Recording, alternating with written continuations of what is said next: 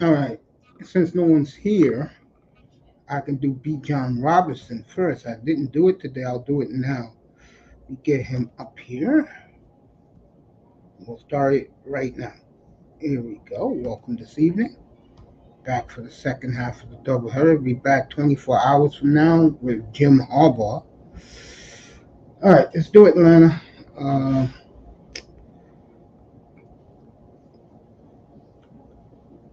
Defensively, they're pretty good. Great secondary.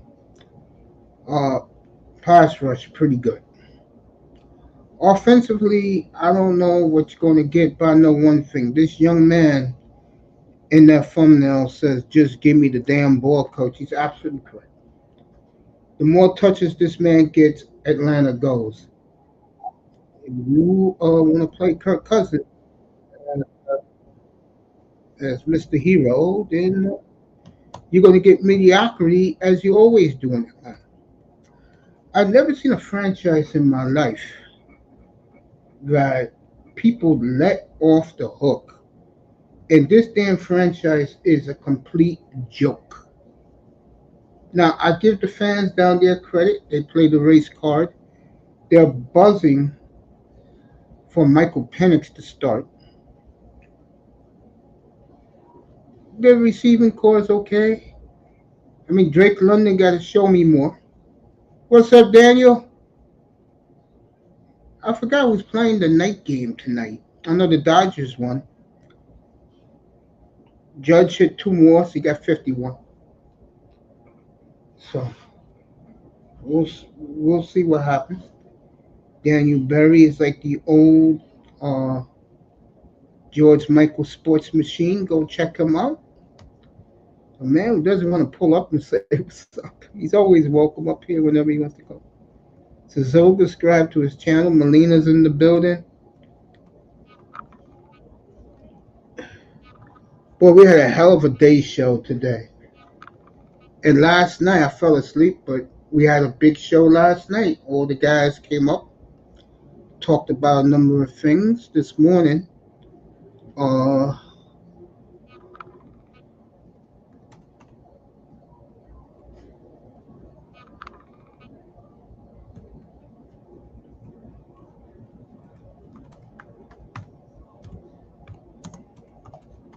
this morning was good.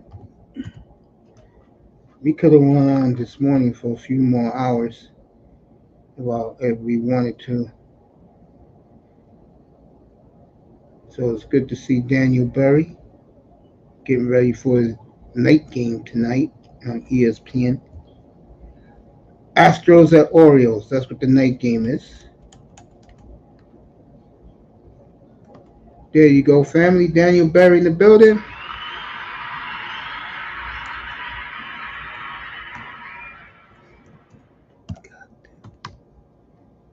Uh,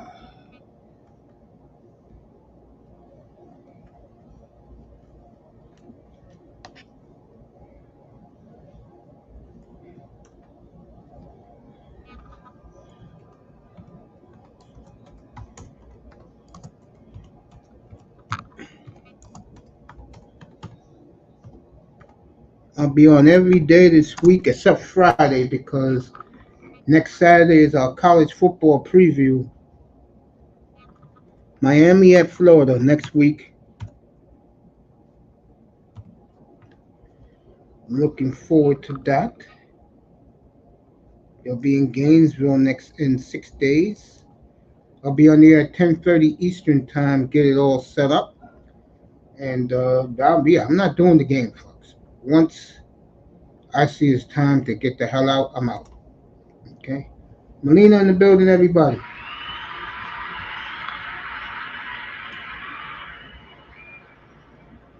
All right, back to Atlanta.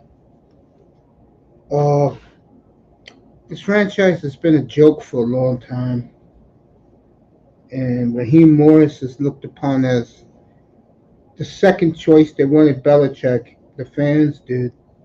Belichick wanted them. Belichick.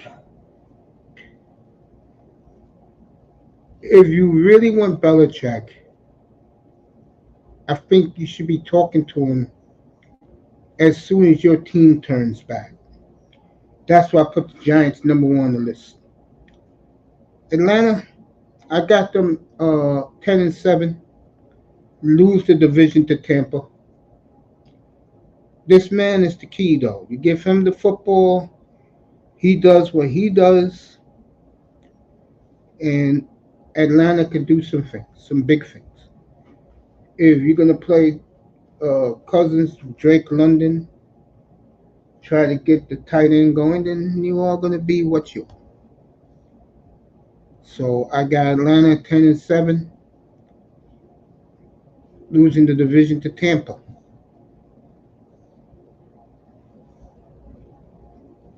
I'm just not too crazy about this team. Not. All right, let's get to the real team tonight, which is these three. This is their last hurrah until further notice. And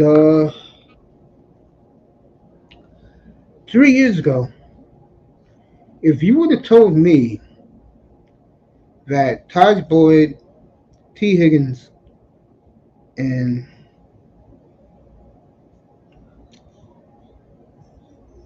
uh, Jamar Chase would break up after 3 years, I would have said you crazy. Well, Taj Boyd is in Tennessee now, catching passes for old boy down there, Will Levis. And I look at uh, the Bengals. This team could either win the Super Bowl or they're going to have some pieces to pick up. And whenever you pick up pieces, that means you're done.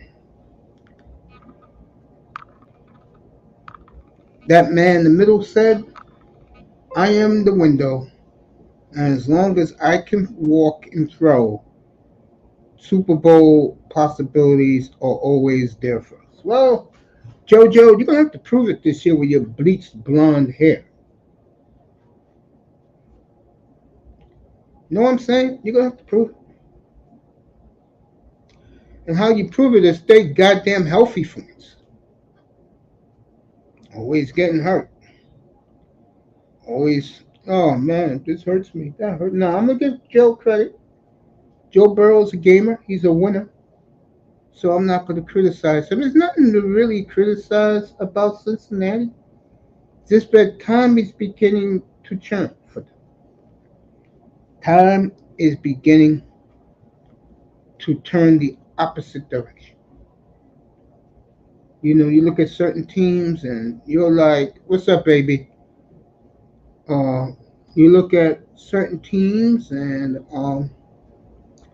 their time is on the verge of running out. Cincinnati's one of those teams.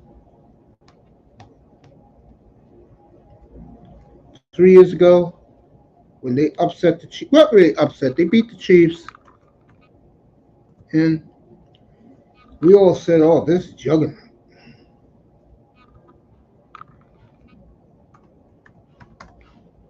Who's going to stop this offense? Well, this offense has stopped itself.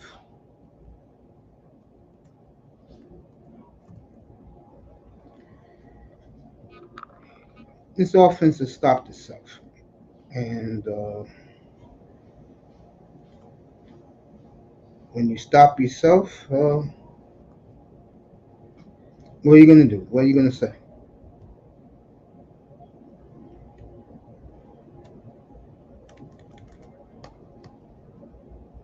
You know? At least the Bengals, and I give them this. At least you know they can score with the best of them. I give them that.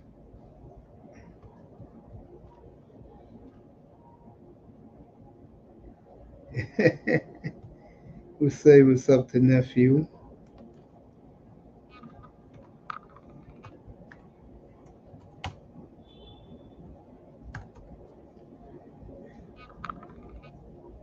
You know,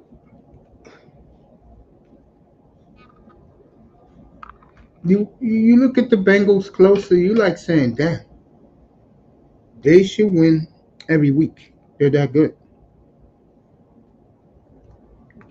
Feel me?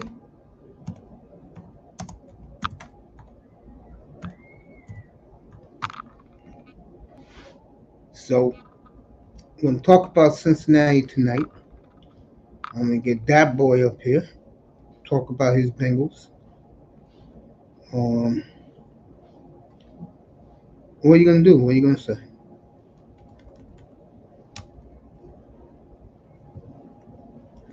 That boy in the building.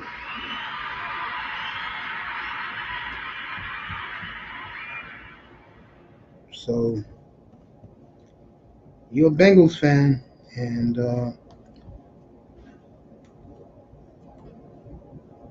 this is it for you guys, man. Get it done, and you guys will go down in infamy. Below this one, and there's only going to be two real good players on that team getting paid. So, Cincinnati, what are you going to do?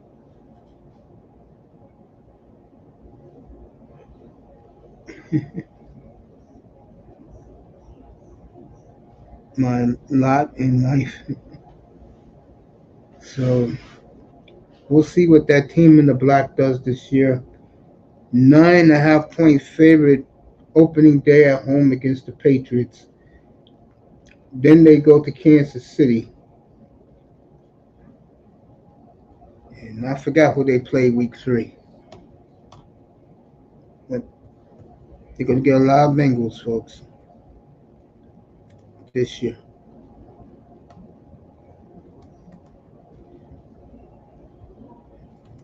Oh, man. Keegan Bradley was told earlier this week that he was named captain of the Ryder Cup team. And he went out there this weekend playing the firm of his father. And he wins the BMW. He's one win away from winning the championship this year, which to golfers is everything. So congratulations to Keegan Bradley winning the BMW. I watched that today. It was pretty good.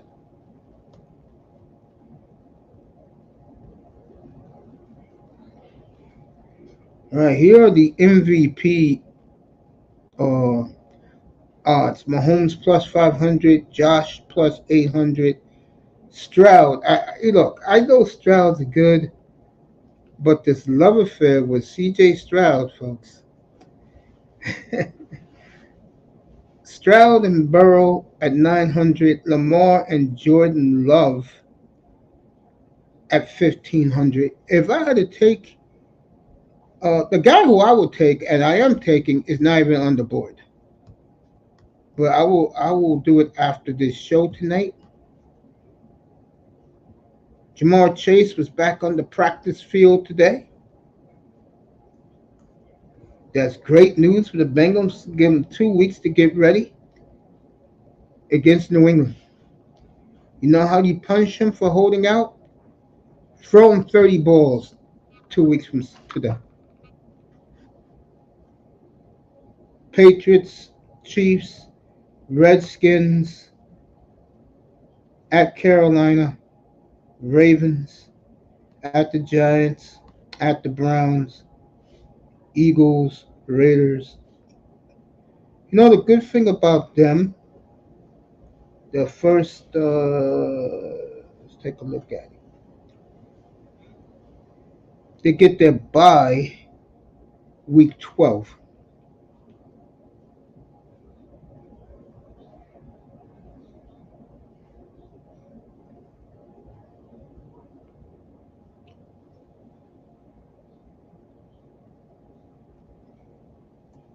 They play a lot of road games.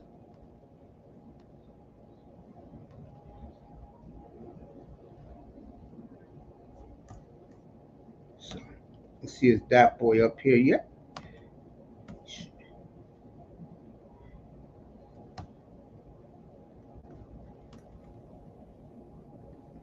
Yeah, AB.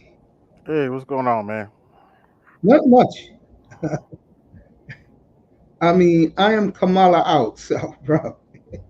Well, I didn't really come here to mean, talk about that anyway. Yeah, so what's up, yeah. They want to look at my liver, man, before this transplant. bro? Bro, back up. What happened? Um, when they went through my screening, they said they found something on my liver, and you want to do an ultrasound on it. Oh man.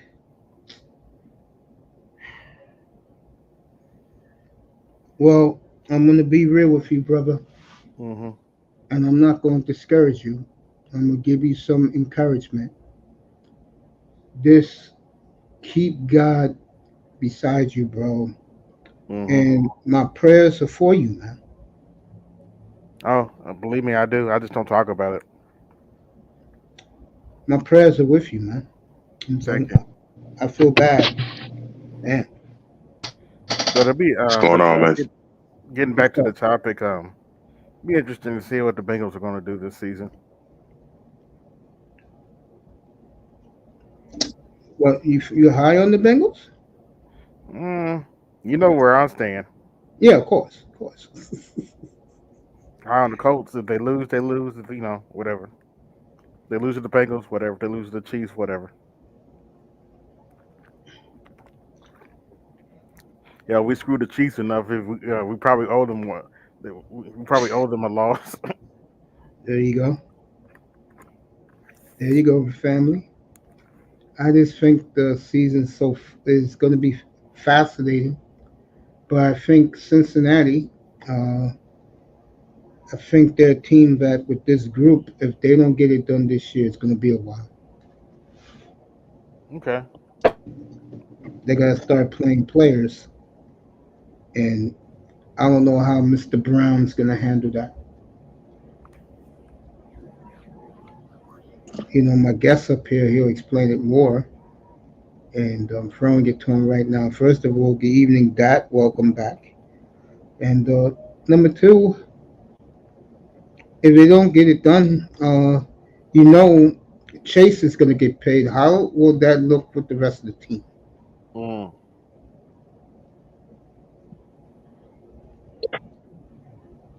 What's going on with y'all? What's going on with y'all? Yeah, we good? Yeah. I finally got my connection straight. What's good, y'all? I'm good, man. I'll repeat the question. I said to you, if they don't get it done, Chase will get paid. So, what is the ramifications of two players making the big money on the team?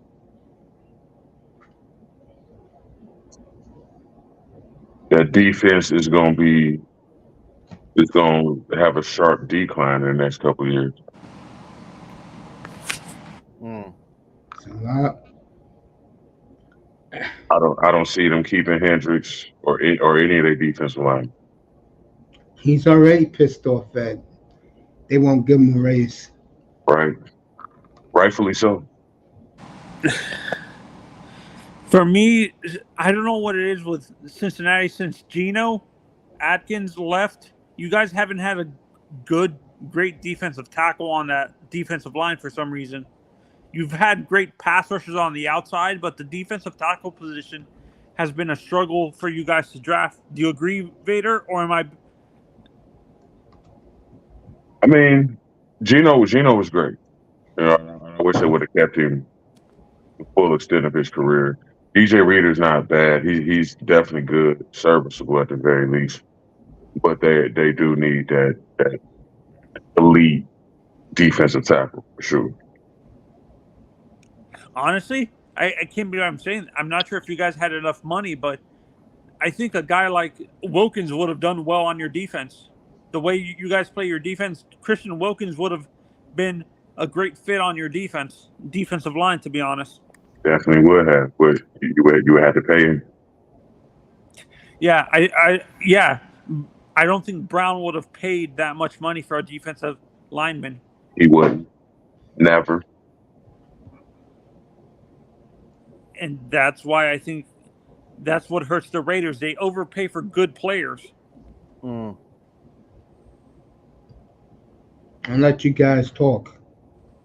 I'm gonna be right here. I ain't going nowhere. Yeah. What is besides your is there one area on your defense that you're scared of a little bit, worried about, Vader? The defensive line is serviceable. They can fight good enough to keep games close. What I'm worried about is their secondary, which has always been the Bengals' weakness. You have a lot of young guys on that team, on that defensive backfield. I think that's what it is. They're still learning. Like, I think both of your corners on the outside are like recent draft picks. Corners, Two guys that you can. Huh? one of their safeties is a second-year player. Yeah, they're pretty young, and Yeah, that's I think that's the the thing. only We don't yeah, have time to get them up to speed. We're trying to win now. Yeah, I think the only veteran is your free safety. I think. Is that Jesse Bates? I think it's Bates. I'm pretty sure. Yeah, it's Jesse Bates, and I think that's the only veteran, and I don't think he has the time to be, like you said, teaching these kids, getting these kids up to speed, and stuff like that. Right. And I think that I understand why people say the corner and safety position are positions that young players need to play right away, but I think throwing them into the fire when their team is competing for a playoff spot and they need to develop is not a good thing for their confidence. Do you agree? I think it's a good thing for their confidence. I mean, it could be a bad thing for their confidence, but in the long run, I don't think it's a good thing because they're making mistakes, and of course, you know how fans overreact, and they're going to say these kids, we shouldn't have wasted draft picks on them. We should have brought in veterans to pair up with Bates instead of wasting it on young guys like this. Would have been a better move, I'll say that. Yeah, it would have been a better move, but you know how how fans are. They take it to the extreme where they start attacking these kids, saying that they were overdrafted, they're overrated, and stuff like that. The one thing I can say about the Bengals fan base is that you're probably some of the most patient fans in the league. Yeah, well, I remember back in the good old days of in the early 2000s when they were so mad at Mike Brown, they had empty stadiums, bro. Yeah. That's how bad it was? Yes. Yes. Were the Reds ever like that too? Were the Reds ever like that where it was empty like the Bengals? No. Everybody goes to Reds games, whether they're winning or losing. So Bengals fans are not as loyal to the like they're not as like what that sounds like how what Uncle's describing. It seems like Bengals fans are very fickle when it comes to that. They don't. The fact that you had empty stadiums in the 2000s shows that they didn't like the fan base lost patience and they exactly. Yeah, but I mean that's bound to happen after 15 years of being trash. And the owner never spent money. Yeah. If you want the truth, to me, what changed the Bengals around 20 years ago, they started drafting well. Yeah, once Geno got drafted, is when you saw the change in the mentality of your defense too. Geno was, to me, one of the best defensive linemen in recent years for Cincinnati. Do you agree, Vader? Yeah, but not just Geno. It was even before Geno. The turnaround was Marvin Lewis. Once they hired Marvin Lewis, that's when the turnaround happened. Because even before Geno, man, that '06 defense was incredible. David Pollock, Odell Thurman, that defense was amazing. Bengals were good, folks. Back in the good old days. Did was David Pollock, like, besides his career with the Bengals, was he ever a good linebacker, or did he get injured too much, Uncle? He would have been a superstar linebacker. He broke his neck. Once that happens in the NFL, you're done. Because no owner is going to take on a lawsuit for someone who has a broken neck. If he gets paralyzed, it's your fault. Exactly. I never heard of Odell Thurman. Can you explain who that is? I haven't heard that. Go ahead, Vader. Odell Thurman he could have had a potential to be one of the greatest linebackers ever. Like, he's one of the most athletic middle linebackers I've ever seen in my life, in person. Would you say he's as physical and crossing the line style of Vontaze Burfict? He was better than perfect. I would put him in the Myles Garrett territory. He was a stand-up Myles Garrett. He was jumping over offensive linemen, literally. Oh. But he couldn't put down the bottle long enough for Marvin Lewis to give him a chance. So that's Perfect gave them an edge. I know he got in trouble. I know he did dumb shit. But what he did to old boy, Antonio Brown, that sent shockwaves around the league. Would you, as a Bengals fan, would you say, like, as a football fan in general, Vader, would you consider Vontaze dirty, or he was on that line?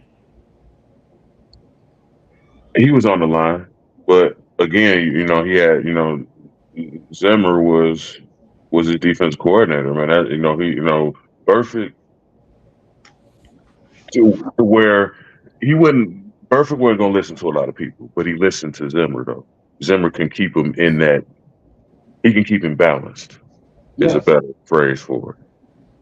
Honestly, I think he would have done well in that Saints defense too. The one with the bounty gate defense. Vontaze, I think his style of play would have done well. Who was that defensive coordinator for the Saints during that time, that bounty gate? Greg Williams. Do you think Vontaze would have done well with that in that Greg Williams scheme? Do you agree? Yeah, would have done good. With any outlaw defense, that's why he went to the Raiders after the win. Honestly, his attitude wouldn't have worked well with Belichick. No, he wouldn't have listened to Belichick.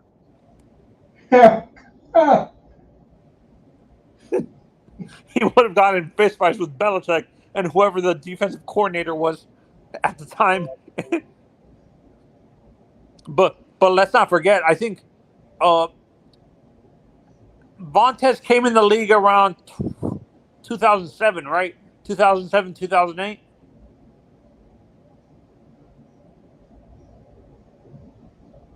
I think he would have done well. I think guys like Rodney Harrison would have kept him in line with the Patriots. Rodney Harrison and the defensive backs kept him in line. Burfict was later. Burfict didn't come into the league until like after 2012. Oh, okay. I thought it's weird. I felt he's been in the league. He was in the league longer than that. No, he wasn't. Burfict was with Pac-Man Jones. Yeah. Oh, he was in the same draft as Pac-Man? No, when he came, Pac-Man was there. Right.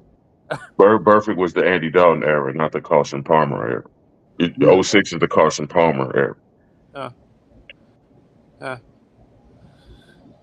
Yeah, to me, like, there's certain players, I think I agree with you, Vader, that wouldn't fit that stringent mentality that a Belichick, like guys like Burfict, who straddle the line with being dirty, wouldn't have worked in in his defensive scheme. He would have constantly been you would see him on the sideline getting in arguments with Belichick all the time. I mean, but that's a character thing. Belichick has had dirty players. I mean, McGinnis wasn't the cleanest player ever. Not by a long I shot. always assumed McGinnis was clean. No, absolutely not. I never saw a young Willie McGinnis. Rodney Harrison was one of the dirtiest players in the league forever. That's why he ended up in New England. Who was his partner, backfield partner back then? Not the two corners, his safety partner. It was Rodney Harrison and the other guy. I guess it was Devin. I think it was Devin McCourty. No. In the 2000, when Brady started, like in the 2000s. Not Devin McCourty. It was another. It was Rodney Harrison and. My God, he played with another guy another Patriot, a safety that ended up getting to the Hall of Fame recently, but he didn't play his whole career with the Patriots. He started with another team. My God, what's the guy? Only one Patriot made the Hall of Fame. No, this guy got inducted not as a Patriot, but because he had played his whole career as a safety with another team. I think he was a Raider before. The guy that I was thinking of played for. Molina says he had a good weekend. Hi, Miss Molina. How are you? Arsenal won 2-0. Chelsea won 6-2. Manchester United won 2-1. Are you happy about that? No, they lost. Okay, I thought the way.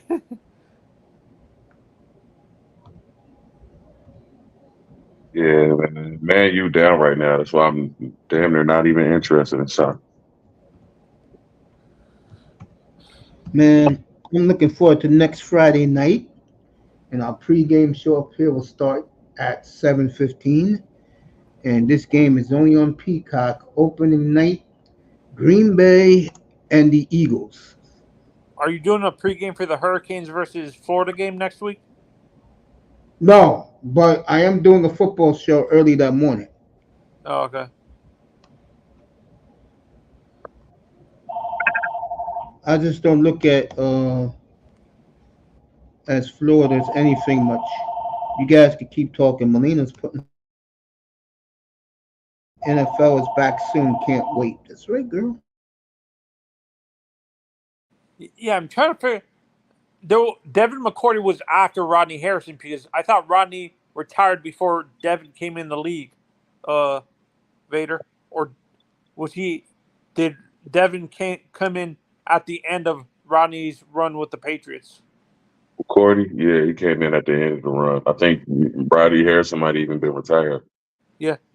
I'm trying to remember. McCourty got there when Revis was there. Yeah. That's what I'm trying to figure out. There was another great safety that played with the Patriots. With Rodney Harrison. You might even be talking about Rodney Harrison. Rodney Harrison played most of his career with the Chargers. Oh, Rodney played with the Chargers most of his career? How was your day, baby?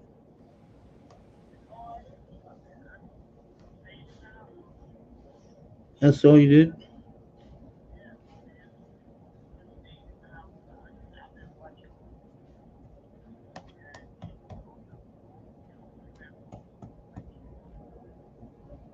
Good. The other safety of Rodney Harrison was Antrell Dawkins. Daryl Dawkins? Antrell Dawkins. Yeah, no. Okay, yeah. No, because I thought there was another. I thought a safety, not him. I thought there was another guy that was like super. That ended up going not as a Patriot, but he played with not Antrell Dawkins. It wasn't Dawkins. That guy. I'm talking about at the beginning of Harrison's run with the Patriots. There was another safety there. Like a good safety. I mean, the only other person I could think of was Ty Law. He was a corner. Yeah, maybe I'm thinking of Ty Law because I think Ty played a little bit of. He was very versatile because I saw a few times him playing safety with the Patriots. I mean, he might have. I don't remember Ty Law at safety. Well, it could have been.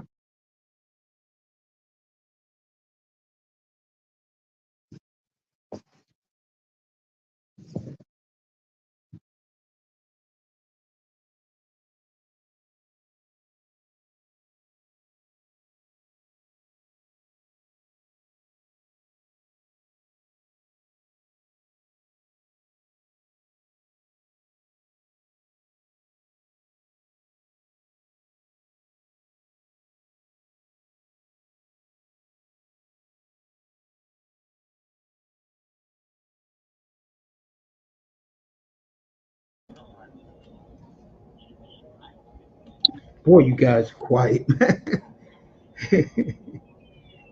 All right, my connection is fucking horrible right now. Jesus Christ. Is it raining out there? No, not even. I don't know what's going on here. Manzano's on mute. Yeah, I'll be right back with you.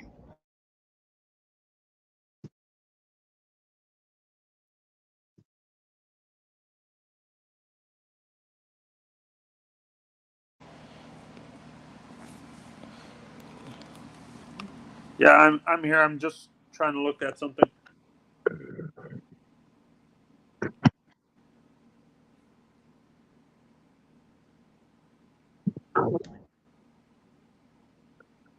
Yeah, I hope the Bengals will be all right.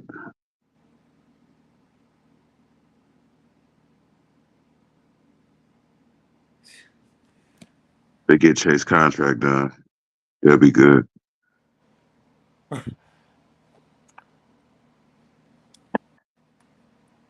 There were. I'm reading an article now, Vader, that they were just talking about the Hall of Fame class recently for 2024, and they said Rodney got snubbed. He should have been in the Hall of Fame this year in this Hall of Fame class.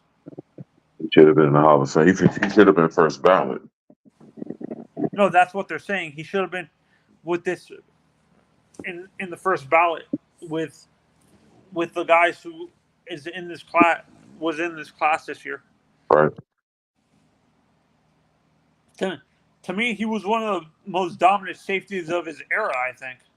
He was. Him, Pulmalu. The guy who played for the Eagles. Yeah. Was it Brian Dawkins? I think so, yeah. Yeah, he was a beast. The guy who played for the Dolphins, Sammy Knight. Yeah. I gotta check the list too. I really didn't see who all got in either. I'll tell you right now.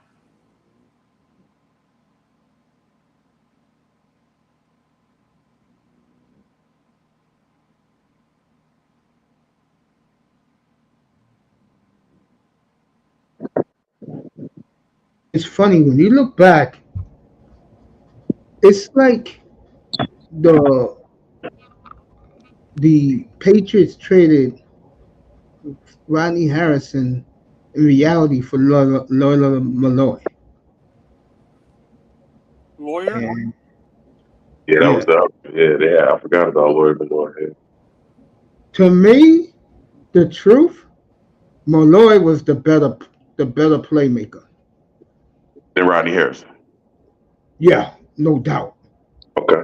No. Back up a second. When Malloy was with Parcells, he was an animal, bro. Remember, I'm a Dolphins fan. I watched that team at the corner of my eye, bro. McGinnis, Chris Slade, fucking what's his face? He made the Hall of Fame a couple years ago in the middle. Vince Wilfork, bro. Ted Johnson, fucking Brewski, fucking Ty Law, Loyola Malloy, bro. Vrabel irritating ass floating around there. Yeah, Vrabel catching touchdowns.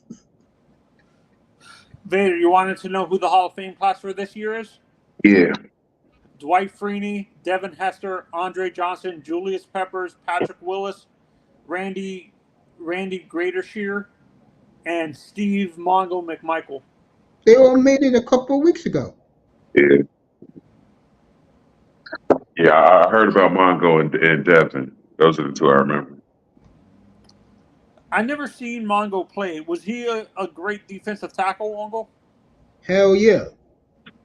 How about the other guy, Randy Greatershear? Gradishir was a great defensive player.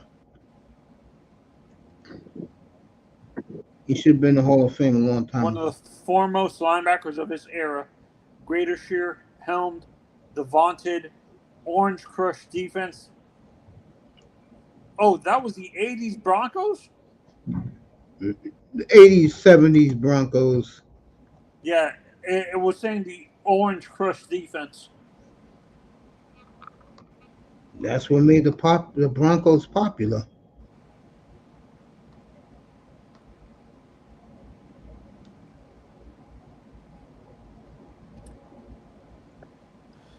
Yeah. Drew, honestly, for me, as a Hurricanes fan, I understand why they put Devin Hester because he was the greatest punt returner of all time.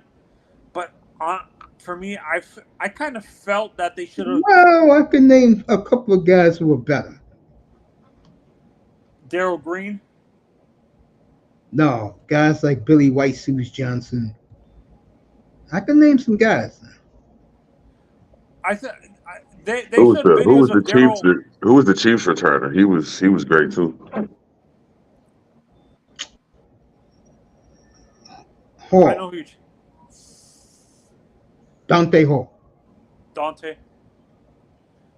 I know Dante more as a. It's weird. I know him more as a Brown than a Chief for some reason.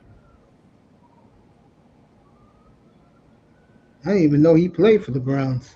Yeah, he played for the Browns like the last 3 years of his career. When I think of Browns returns, I immediately go to Josh Gordon.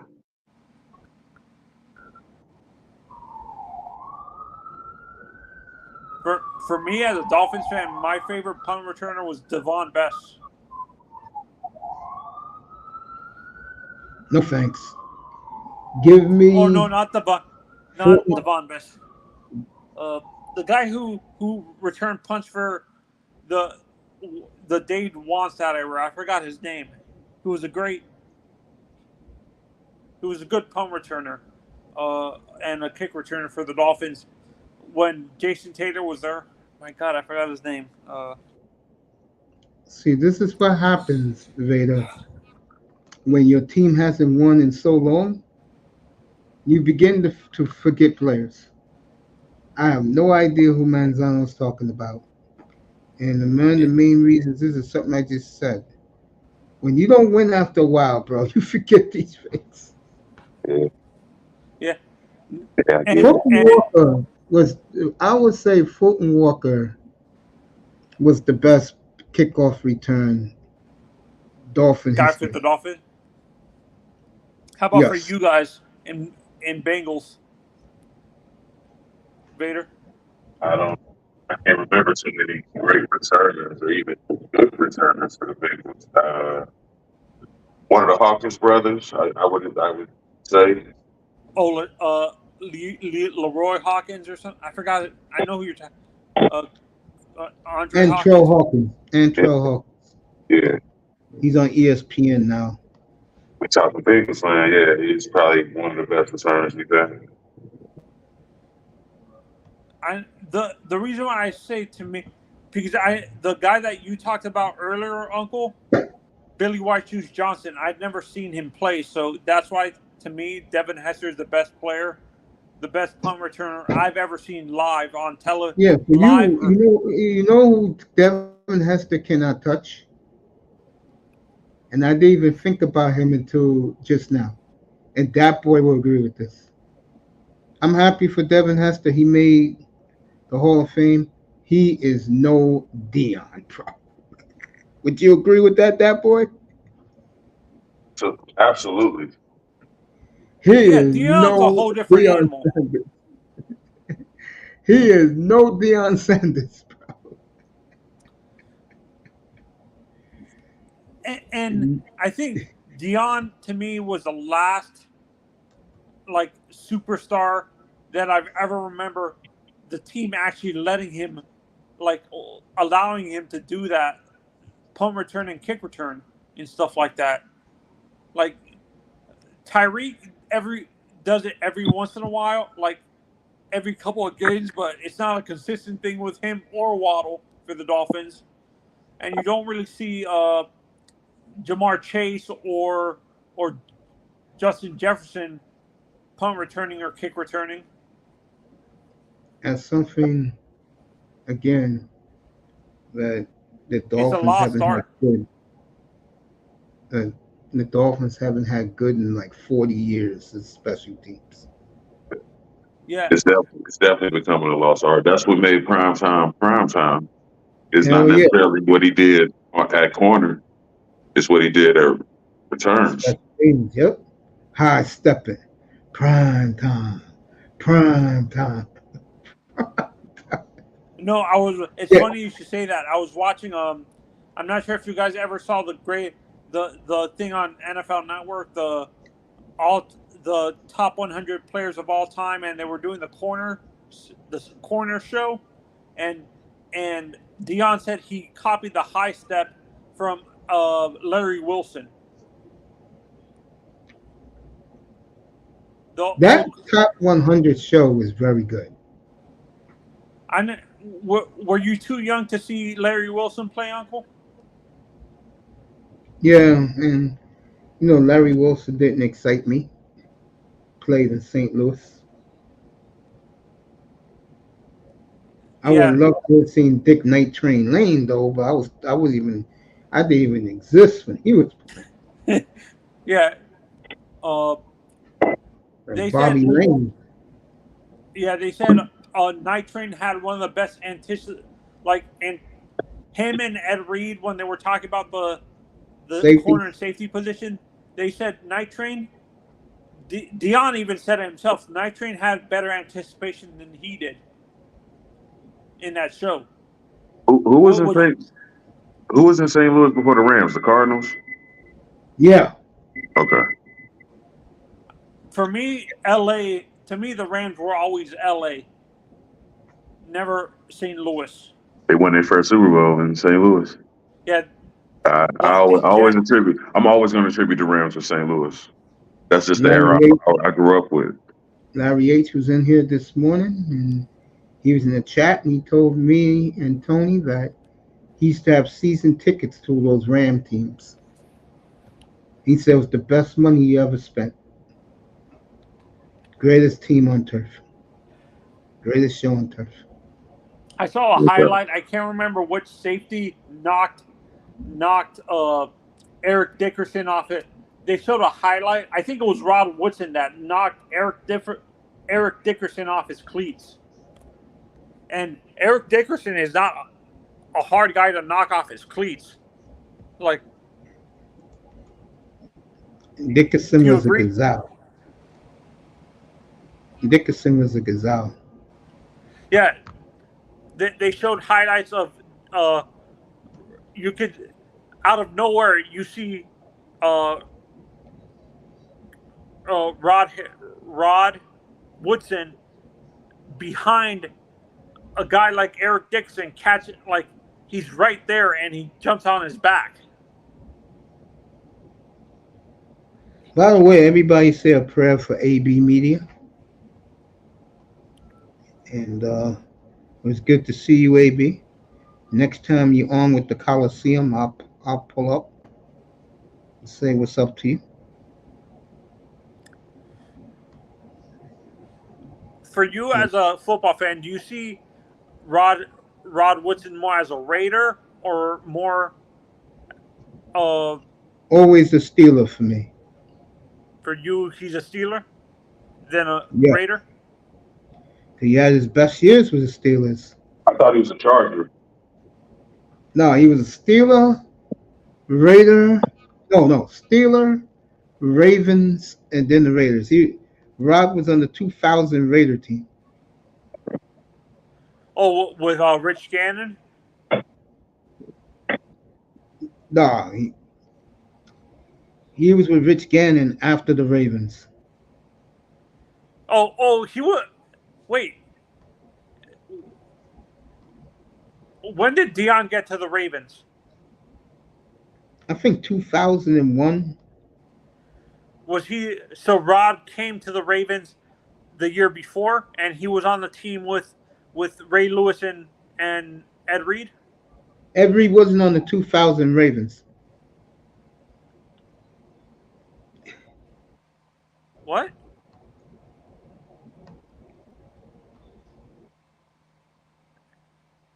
Was he in the 2003? What? When did he get drafted by the Ravens?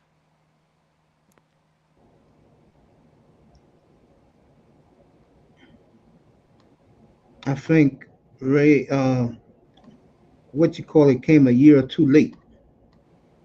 Ray after that Lewis? Super Bowl. No, Ed Reed. It came like a year or two later. Oh, okay.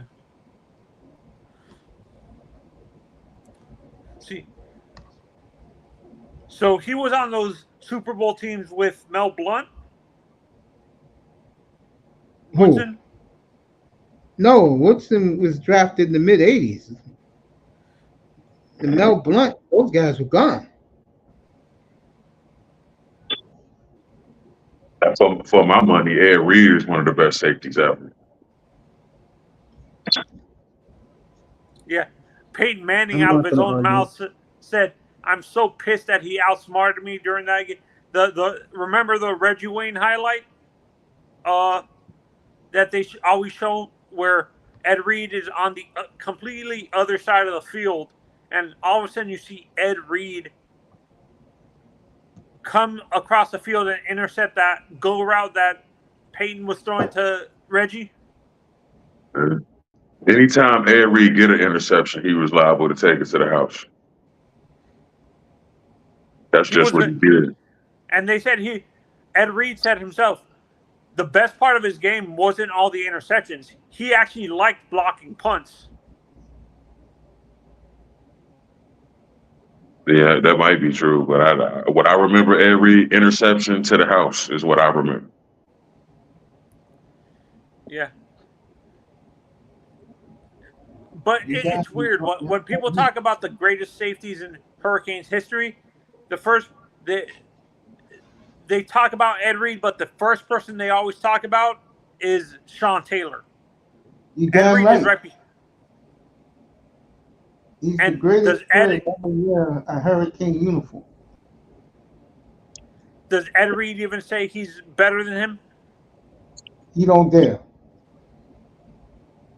In those Hurricane teams, you can't compare them to anybody else.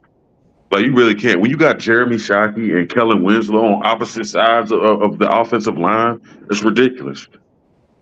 And this is where I can't understand why people say the Alabama team with Saban were better than that team. You know who said that? Stephen A. Smith. That's an idiotic statement when I hear that. Like, well, you got to understand something. Those Alabama teams, Saban produced first-round picks. The Alabama teams won 7 titles under Saban. I'm one of them. I was talking about this earlier this afternoon with somebody. To me, Saban is the greatest coach of all time, to me. College All-Pro. And I do agree with Stephen A. Smith about how Alabama, we'll see how good they are without Saban. Yeah, no, but to me, like, if that 2001 team faces one of those Alabama teams in a national championship, I think that 2001 Hurricanes team beats them. To be honest, like, out of Like, I think the Miami Hurricanes 2000, well, let's put it this way, 98 to 2002, you could argue that's the greatest team to ever play college football.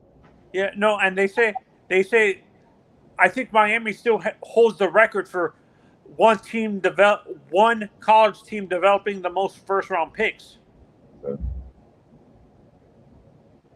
I Yo, don't think. Manzano, you gotta understand something.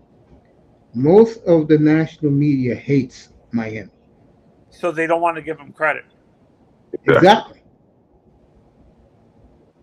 And as I give Nick Saban all the credit he deserves, but I'm a Midwest guy, man.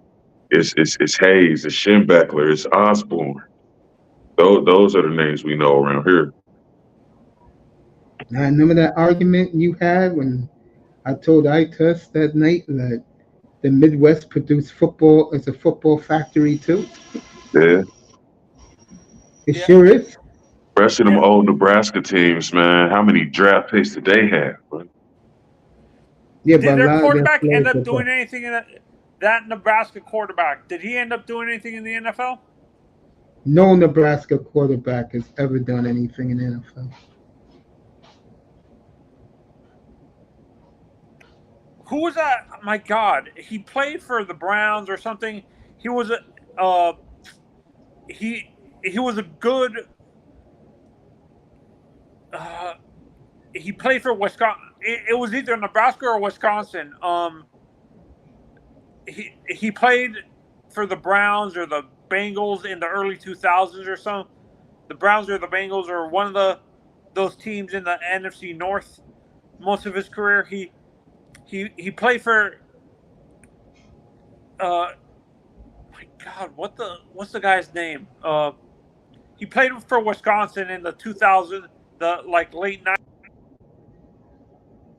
Who, Ron Dane? He won the Heisman for Wisconsin. Yeah, Ron Dane was great. He's a great running back in college. Yeah, you just said that, boy, in college. Right. Because Giants, he was garbage. Yeah. And then they got another Brandon Jacobs, is damn near the same running back.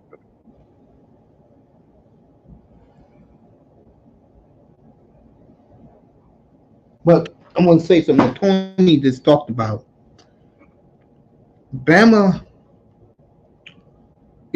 again with Miami, the big thing with Miami is also this.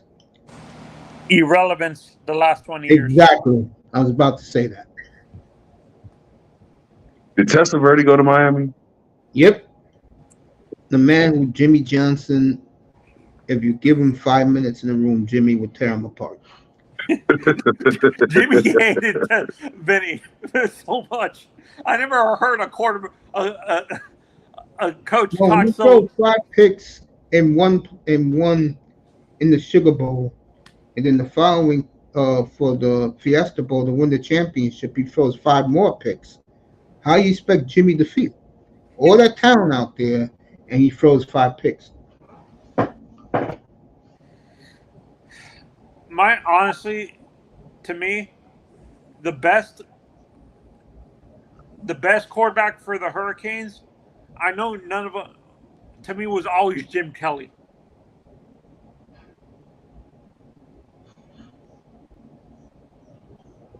Yeah, the only problem with Jim is he'll get hurt or we go 8-4. That's why in a lot of ways he's forgotten. If he would have won one, I mean, look at the quarterbacks who won for Miami. Kozar, to me, was the best of any of them. Steve Walsh, Craig Erickson, Gino Toretta. Come on, man. And Ken Dorsey. Yeah, Ken just had a great team around him, man. He wasn't nothing special either. Gino was overrated, to be honest. Gino is the most cocky of any of them, bro. If you ever hear that man when he used to go on QAM, man, just brag about how great he is. He got a Heisman, a national championship. Talks all that shit all the time. I'm like, Gino, you're the same dude who lost to Alabama in the rematch. Yeah, we were talking about running backs. There was a running back for the Ohio State Buckeyes in the 70s that Archie Griffin, only player ever to win back-to-back Heismans.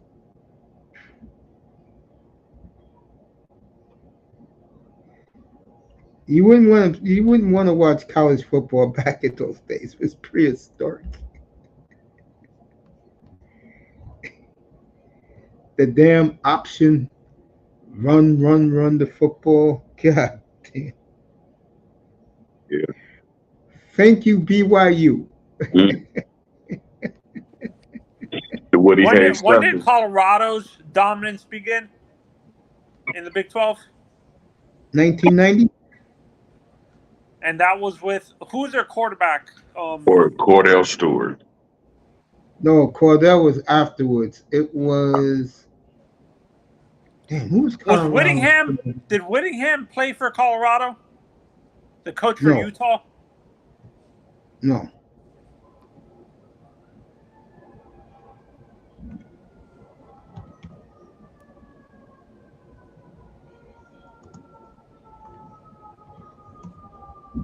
No. Wait, when did Cordell get into the league? Or I get think to like Colorado? 96. Colorado, he probably got there like 93. He was long gone. But he was after those dominant years in the 80s. No, 90. In the 90s? Yeah, they were in. Problem with Colorado was they couldn't repeat. Didn't they face Miami at some point in the 80s? No. Miami only played Oklahoma, Nebraska, and Notre Dame for their big games. And we think Toretto was arrogant. My God, Bosworth, I couldn't stand him. I couldn't stand Bosworth.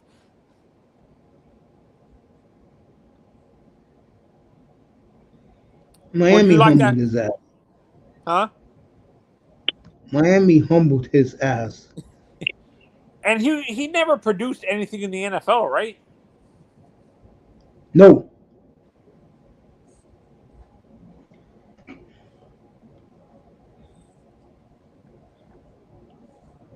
Wait, was Mandridge in Colorado? Tony Mandridge? Mandridge was the Michigan State. God, that guy was huge. Well, I was at that draft. Was he a quarterback or offensive lineman? Tony Mandridge was the offensive lineman.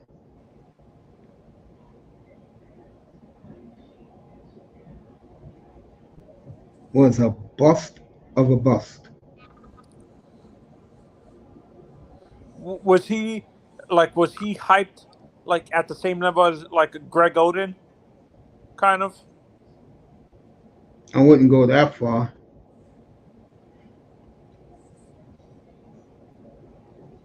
To me, the best quarterback I ever saw in my life with tremendous gifts and tools was the number one pick in that 1990 draft, Jeff George. He had some serious off-the-field issues, though. Yeah, but his arm, Jeff George's arm was a thing of beauty.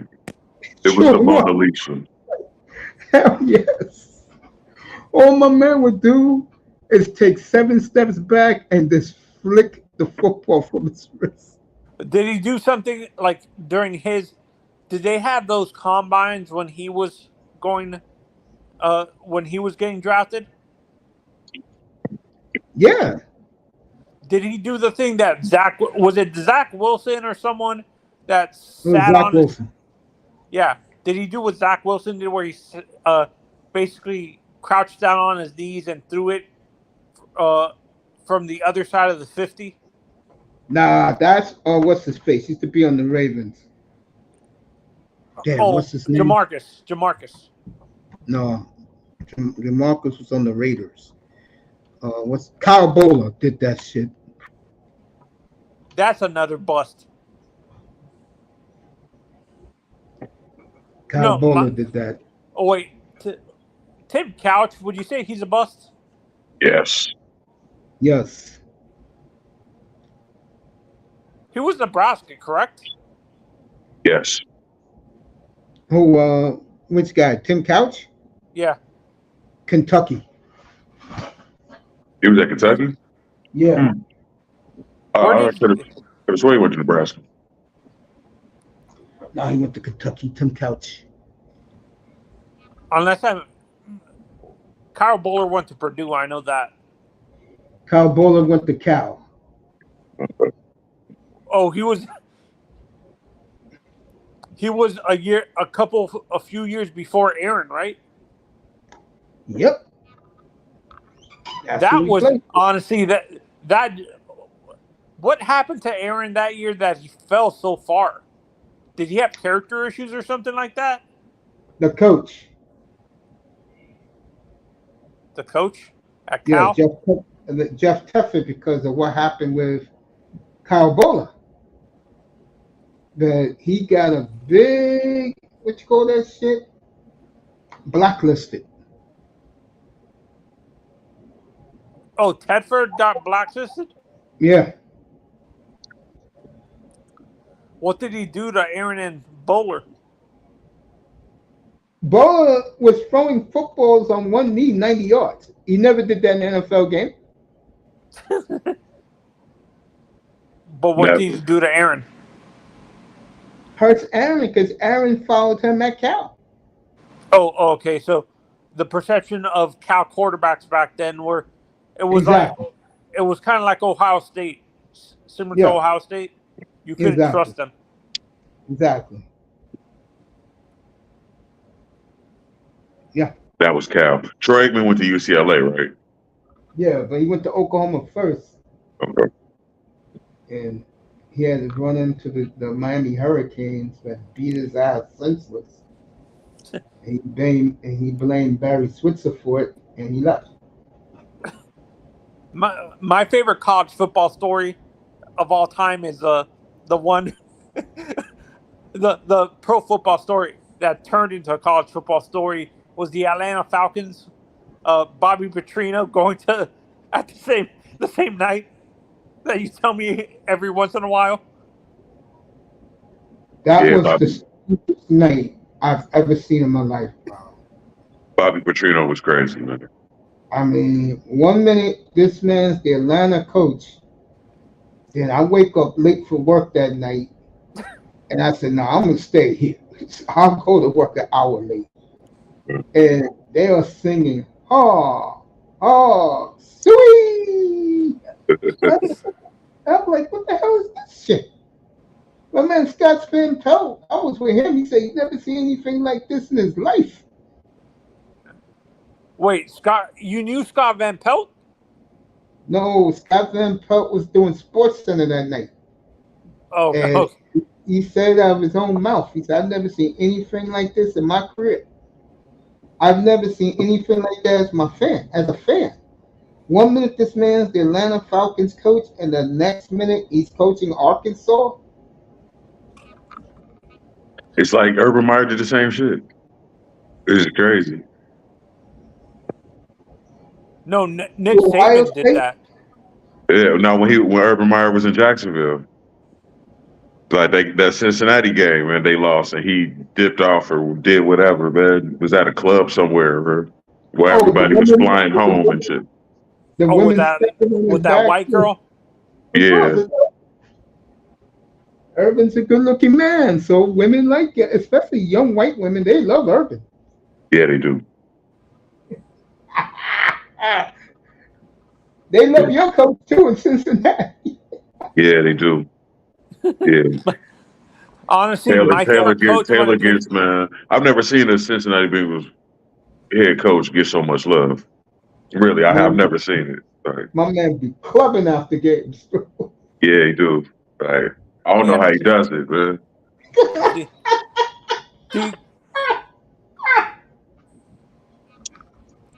You've seen these two coaches do press conferences, Uncle. Who was crazier, Jim Mora or Jerry Glanville? Definitely Jim Mora when he's pissed off at something. They said I Glanville saw was that crazy. live too. I saw that live when he did the playoff one. I saw that live, bro. I was on the floor crying, man. My favorite coaching bit, like interview clip was Denny Green. Who they thought there were? Yeah, I saw that live. Yeah, I was laughing. Don't crown him and crown him. That was a crazy game, man. That comeback was wild. That was a wild game. God Was took that a him away wild card? early. Was that a playoff game or a regular season game? Regular season on Monday Night Football. He had every right to be mad too. They shouldn't have lost that game. I totally agree. Was Denny? Do you guys think Denny doesn't get enough respect? Yeah, 'cause he didn't win. Great teams and didn't win. It's about winning. And those teams he had in Minnesota was ridiculous. Yeah. He had Moss, Jake Reed, Robert Smith, and fucking Chris. Randall Cunningham? Man, come on, man. Wait. Did he was Denny Green did he coach John Randall? Yep. Sure did. That man had some awesome Viking teams, bro. Were those Viking teams, were they more known for their offense or were they a great defensive team too? They were great defensively. And then when they got Randy Moss, they became a juggernaut. Yeah. That 1998 draft, Jimmy Johnson had a chance to get him, and he traded away the pick. He said that was his biggest regret. He would have given Marino his first great receiver. He hated receiver. He hated Marino. So Jimmy? Oh, he couldn't stand Marino, bro. Oh no, actually, I read I watched an interview recently with Dan Marino. First, it was Jimmy. Actually, Jimmy said the media blew that out of proportion. They didn't really hate each other as much as people made it out. They didn't like each other, but they didn't hate each other like the media portrayed it and stuff like that. They didn't hate each other as much as people thought. Well, I look at Jimmy, I look at a complete ass con. Especially in Miami. Man. Exactly. How do you take the ball away from your best player? Well, you're going to find out this year with Justin Herbert. Oh, yeah. That's going to be a mistake. Jim Harbaugh. Well, my bad. I didn't mean to cut you off. No, go ahead. And then I'll say something. I was going to say it's standard operating procedure, man. With first time head coaches, man. Like they're going to run the ball, especially Jim. He's going to run the ball first year. He's going to try to protect Herbert in every way possible. Jim plays Midwest football. Punch you in the face, and I'll meet you outside. Jim is an old school, a new era coach with an old school mentality. He would have fit well in the six as a head coach. He would have fit well in the 70s and 80s and stuff. where it was in college football, where it was mainly 3 And yards in a cloud of dust. Yeah. what you seem to forget was Jim Harbaugh's first year in San Francisco. 13-3, lose the championship game at home because the punt returner muffed the football.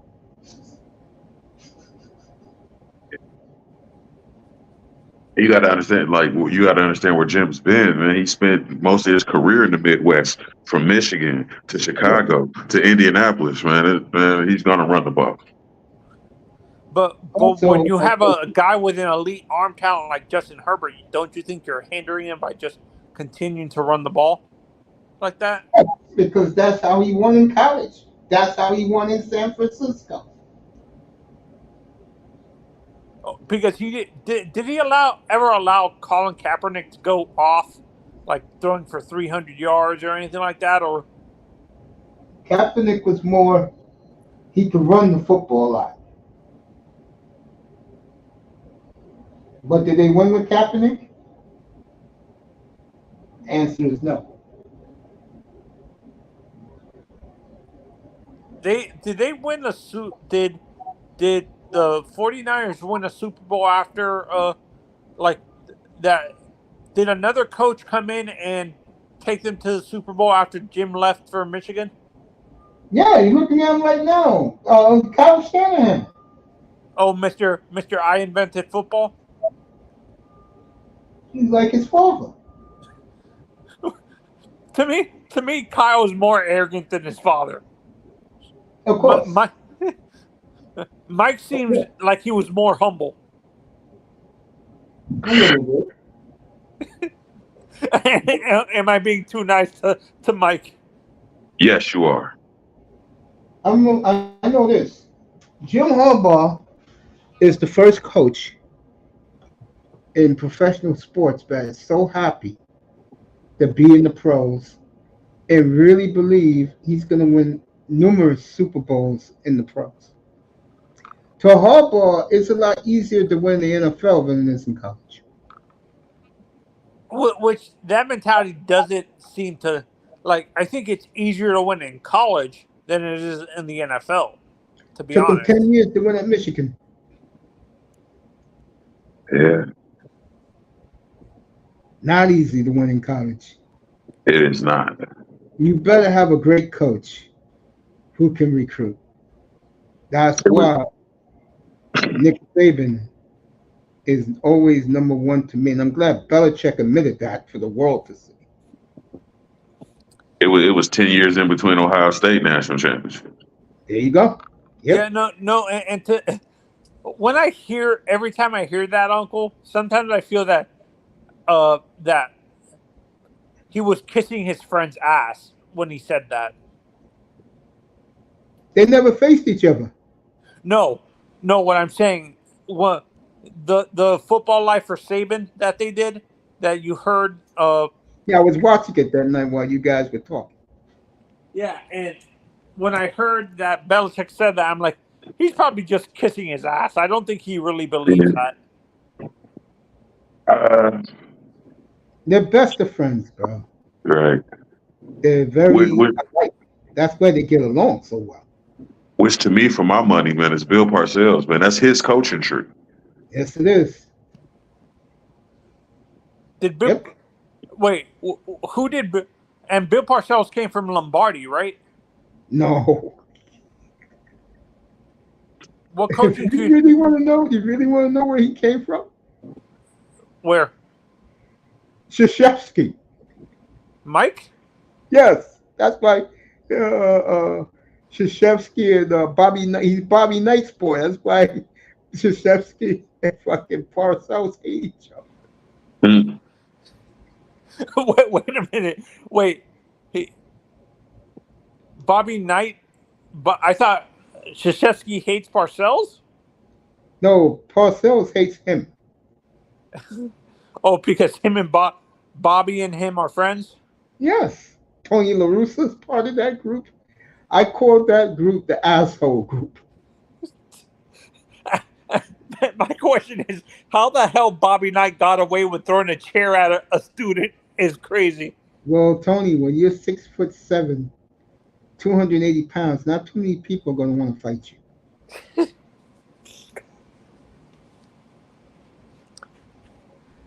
Honestly, Bobby was crazy. Like, Bobby was crazy off the court.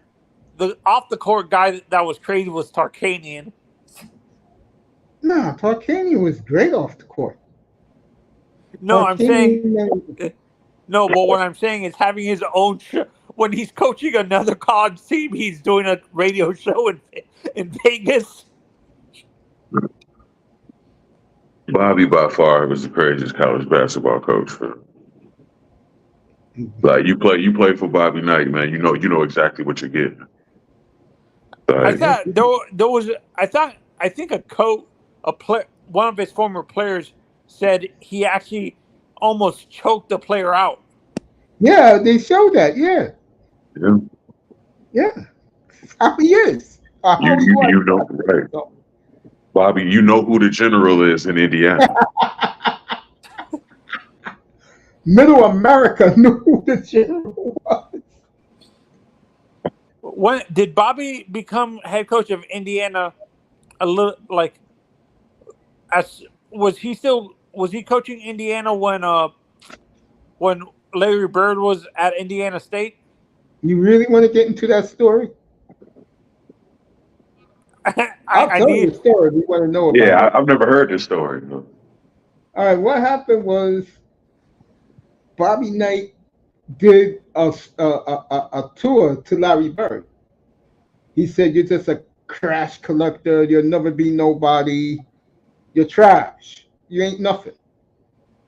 Oh, Jesus. Larry Bird said, "Okay, we'll see. We'll see." So Red Auerbach had a long talk with him, and he said, "What did he say to you?" He said, "I'm trash. I'm nothing. I'm going to shut his ass up. I'm tired of his ass. We'll draft this kid at 6. Yeah. He thinks you're nothing? Yeah, we'll see." Yeah, Red Auerbach was right. Which is crazy because Bobby Knight loves the Larry Bird types. He didn't like Larry Bird, bro. He hated Bird, but he liked the type of player he was, which is the oddest thing.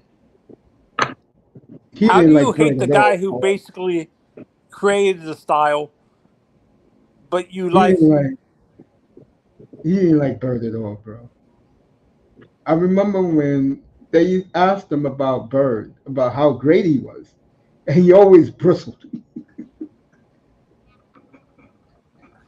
Who's his rival back then for like head coaches for Bobby? John Wooden, Jerry Tarkanian, Lou Olson, Lou Henson. Oh, the guy before Roy Williams? No, Roy Williams wasn't back then. Dean Smith, another one, yeah. John Thompson, who if you put those two in one room, you'll get a hell of a fight. John Thompson and Bobby hated each other? Yes, they did. This is known. Now, Krzyzewski is a little guy compared to Bobby Knight, okay? But if Bob says something stupid, his players are going to step up for him. I'm talking about the Duke players. They know how much of an asshole Bobby Knight was, bro. Yeah. And don't forget the guy you hate, Colangelo. But that was pro, not college. You said you ain't like Thompson either, did you? No. No, I thought you said I thought Colangelo was the coach at like Providence or somewhere. He wasn't a college coach. He was always the Phoenix Suns. Who was am I thinking there was a pro coach that started his career at like a Northeast school like Providence or Syracuse or somewhere around there that you said you didn't like? Boeheim? No, it wasn't Boeheim. It was he coached he didn't he coached at Rutgers or Providence or somewhere. Oh my God, damn it! The kid, the guy who coached Connecticut before, Kevin Ollie. Oh, I love Calhoun. Oh, Calhoun was my dude, bro. you hated Calhoun, my Gino more dude. than you liked. When I used to go to his old sports bar, one of the best sports bars I've ever been to in my life. Waitresses were drop dead gorgeous. Anyway, I called him one day and I had a talk with him, and he was gracious to give me at least 45 minutes. And once I left Krzyzewski to go to Gino, he told me, pull up the chair.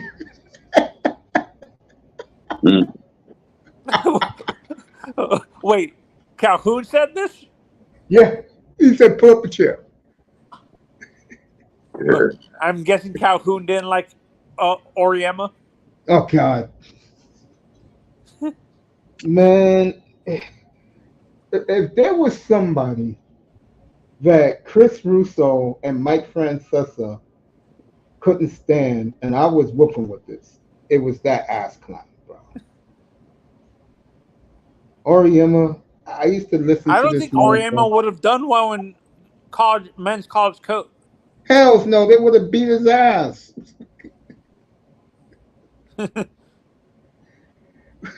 Fucking Ray Allen. One day I saw this ass clown, and I swear to God, I picked up the basketball and threw that. Why did you hate Boeheim so much? Just a prick. Was he more of a prick than Oriema? I'll say Boeheim was worse. And that's saying a lot because you know how I feel about Gio Oriema. And in the 80s, man, Boeheim looked like such a nerd, man. I'm like, what does he know about basketball, man? You gotta understand something. I hated the Big East, bro. It sounds like it. I cannot stand Big East. Even St. John's? I think the only guy who I had like some sympathy for was Lou Carnesecca. Okay. That's St. John's, yeah? Yeah. I love Villanova Okay. with Raleigh Massimino. You couldn't stand the St. John's coach. You couldn't stand No, John Thompson. I like the St. John's coach. He was like an uncle to all of us. You couldn't stand John Thompson Oh God. or his son. That was my favorite coach, man. Big John, man. Georgetown. Who was the The only Providence time coach I- back then? Who? Who coached Providence back then? Dave Gavitt. What was your I opinion? liked him. I liked him. You like Dave Gavin? Yeah. Yeah. Honestly, when I look at Providence after the Big East broke up, I think that Providence would have been a good team for the Big Ten basketball conference. They play like a Big Ten team. They're trying to recruit UConn to join them as we speak. They're trying to recruit UConn to go into the Big Ten as we speak. I saw that. For basketball? Yeah, I saw that this morning. Wow. Yeah, I think they're going to try to get Providence, UConn, St. John's. The Big Ten is gonna run from one coast to the other, bro. They got so much money in that league, man. It's ridiculous, man. Everywhere in between. And I was talking about this morning up here. If you're the Big 12 and you got the richest booster in the world and Spoon Pickens, he cannot touch the Big 12, the Big 10. Yeah, and this is why, honestly, I think this is where once they get the bigger brands into the Big Ten, they're gonna start cutting the fat of the bottom feeders of that conference, like Rutgers, Maryland, and stuff like that. Which never should have been in the Big Ten to begin with. Totally agree. They should have been the AAC, to be honest. I agree with I that. agree with you. I agree with you. Honestly, I'm surprised. Why do you think? Do you think it's because of Ohio State that Cincinnati didn't get into the conference? Of course. Of course. Way too close, man. Ohio State don't want nothing to do with Cincinnati. That drive is only an hour and a half. People will be fighting on 71. For some reason, I don't think you're exaggerating. Not at all. That's how, to me, that's how the rivalry with the Hurricanes and the Seminoles used to be in the 80s, in the 90s, in the 2000s. I heard they expect to have brawls like crazy in Gainesville Saturday. Yeah. My friend's trying to convince me to go to that game, but I'm on the other side of the coast, and it's gonna take me freaking almost 10 hours to get to Jacksonville for that game. I'm down in the Keys. That game is not in Jacksonville. That game is in Gainesville. No, I know that. I consider Gainesville part of the Jackson, that area. Oh yeah, I agree with you. Yeah, I agree with you. Yeah. And that my friend wants me to go to that game. He said he bought me a ticket. I'm like, dude, I'm not gonna be able to go to the game. I really want to, but I'm down in the Keys, and it's by the time I get there, I would have to leave 2 days ahead of the game in order for me to get there on time. Like, you gotta leave there on Thursday to get to Gainesville? yes. Wow. Because I'm in the lower Keys near Key West, and it's gonna take me like 10 hours because I have to drive through Miami, drive through Fort Lauderdale, drive through West Palm Beach, then go to Orlando, deal with that traffic, then get into Gainesville, get into Jacksonville. Oh, you down in Key West right now? Yeah. Okay, I get it. Yeah, that's ridiculous. If I was in Sarasota, I would have been. It only takes me about 6 hours to get to Jacksonville. If I was staying in, like, if I was on the West Coast and stuff like that. Besides Syracuse, what is the closest college that you live near, like big major basketball? Are you near Connecticut? Yeah. UConn? Yeah. Is that is Connecticut where UConn is that right on the border of New York and Connecticut, or is it on the other side of Connecticut? Boston. It's in Boston? It's close to Boston, yeah. Okay, so you would have to drive a little bit. You have to go, take that train all the way up to Gampus. How far are you from Rutgers?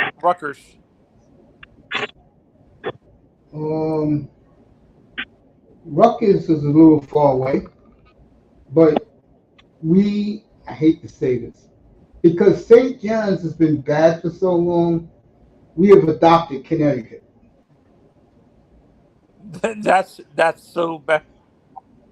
Wait, who took over? Who was the coach, the NBA coach that took over a college team recently?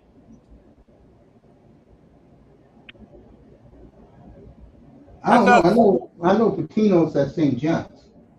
No, I thought there was a college. I thought oh yeah, it was. No, yeah, Playboy Ricky, as I call him. What How we he got calling away Little with Ricky? We calling Little Ricky here. how he got away with half of the stuff he got away with in Because Louisville. he was in Louisville. He won't dare do that here. But here, he spoke to Lou Kanasaka. That's why he took the job. Is Luke 'Cause Conisaka the athletic director over there in St. John's? No, but he did Lou a favor. What do you think? He wants Calipari? Which is funny because we, at a certain point in time, we had in our heads that Patino would never leave Kentucky. You kidding me? You don't want nothing to do with John John. That's why John John's in Arkansas running wild.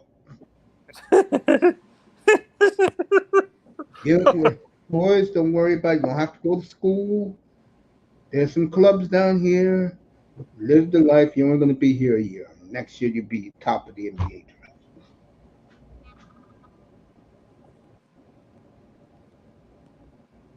That shit gets tiresome. Right? That's another reason why Krzyzewski got out. He didn't want to get NIL players. Calipari is never long for anywhere. He's not going to be at Arkansas long. He did 14 years at Kentucky.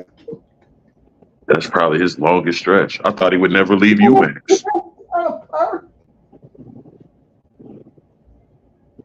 Those can be years. I'm like, man, Calipari gonna stay at UMass. Nope, not even. Nope. Went to the Nets. Then he worked with Larry Brown. Next thing you know, he's coaching Memphis. I'm like, bro, what the hell are you doing in Memphis? Calipari is the greatest used car salesman I've ever seen in my life. Yes, he is.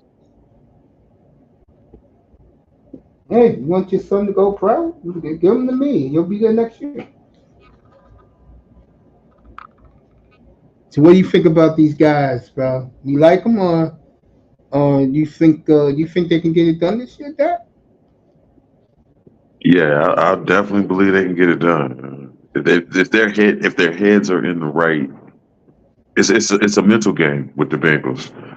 Like if they are one cohesive unit and can put their contracts disputes aside, then yeah, they can get it done. They got a great start of their schedule, man. Them and the Chargers got the easiest beginning I've ever seen. Yeah, I think when I saw the when I saw the Bengals beginning of their schedule, I said they're going to go off to a quick start.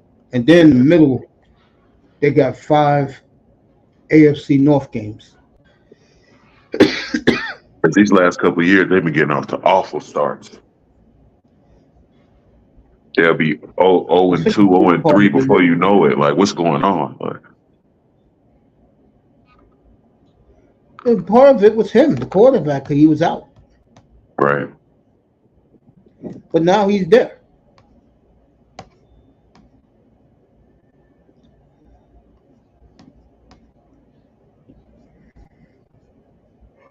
Great news, though, that Chase went back to practice. Good sign. It's a good sign. Yeah, because he only needs 2 weeks of practice to be ready to play. There you go. Patriots at the Chiefs, Redskins, Carolina, the Giants, and then the Ravens and Browns and Eagles. They played the Ravens twice early. So they're going to go off to a great start.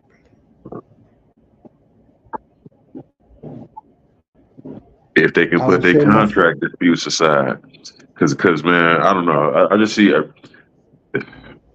I can see some issues, man, forming between Chase and Higgins and who getting touches and who ain't, and all of that there, like, could ruin a season. You're correct. I got the Bengals going 11-6. I got them second in the division. but they could still go to the Super Bowl with that talent. Super Bowl is wide open for them. You agree with that? Yeah. Yeah, they I definitely one of the teams. don't think there's a team that they're scared of. And I think they will really like to get into a shootout with Houston. Yeah. They play Burrow, Houston this year. I believe so, yeah. Unbelievable. That's gonna be a crazy game.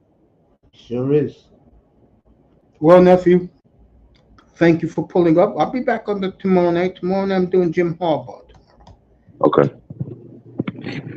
Folks, Yeah, I just thank thought, you for watching. Appreciate you. And we'll see you tomorrow night, 6:30 Eastern, folks, with that man. Happiest man in America right now, Jim Harbaugh. We'll see you tomorrow night, folks. Thanks for coming. no problem. Good Huh? night, Oasis. Appreciate